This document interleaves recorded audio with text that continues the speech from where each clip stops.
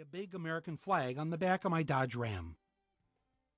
Well, Gladys, the big magnetic yellow ribbon with the imprint, "Support Our Troops," seems to be the popular choice. Although there are reports that on lesser model Pontiacs, the paint under the decals tends to bubble up and explode, most consumer Americans have been quite satisfied with them.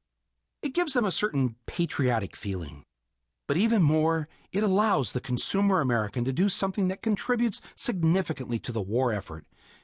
And nothing says "I sacrificed" like a big magnetic yellow ribbon on the back of your kick-ass SUV. The great thing about the magnetic sticker is that you don't have to permanently affix it to your nice new car. Why risk having to spend $20 on some touch-up paint if you try to peel a real sticker from it? I mean, we love America and all, but $20 is $20. Plus, with all the shopping we've done to defeat the terrorists, why make this whole sticker thing more trouble than it needs to be?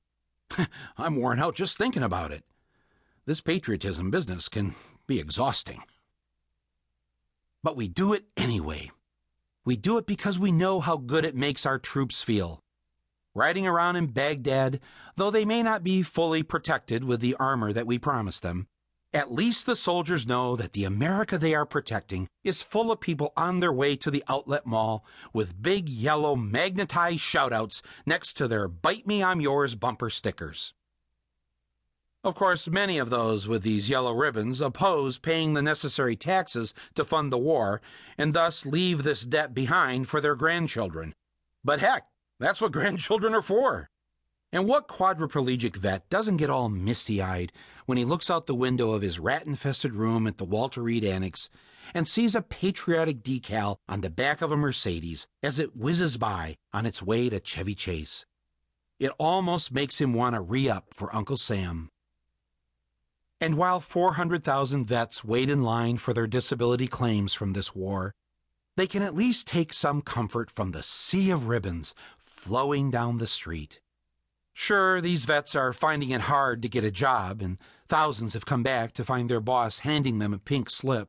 But I know that many of them have a real sense of satisfaction, knowing that the country they went to fight for has sent their jobs, including the job of making magnetic yellow ribbon decals, to China.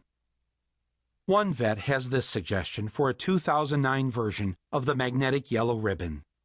Have it read "Support Our Troops" on one part of the ribbon and "Bring Them Home" on the other. Chuck Thompson of Greenwich, Connecticut wants to know, if Iran has weapons of mass destruction, we should invade, right? Excuse me? Did you say the words "weapons of mass destruction"? Take it back. I said take it back. I swear to God, if I hear those words once more in my lifetime, I'm going to punch somebody. And I'm a pacifist. No greater lie was ever spoken to the American people than the lie that Iraq had weapons of mass destruction. That whopper bamboozled the country into war, a war that has brought death and injury to countless Iraqis and Americans. The vast majority of Americans initially supported the war and gave Bush an approval rating of 70%. That's how good of a lie it was. So here's my new policy. If any president or general or cable news pundit, are you listening, Wolf, says that country X has weapons of mass destruction, or is building them, or is thinking of getting them, or was seen shopping at the weapons of mass destruction mall, I'm going to say plain and simple, you, sir, are lying. My automatic assumption will be that not only am I being lied to, I'm being played big time so that Uncle Sam's hand can dig into my pocket and grab my money to pay off the latest batch of military contractors. I will not care how many speeches you make, how many cartoon drawings you show to the members of the United Nations.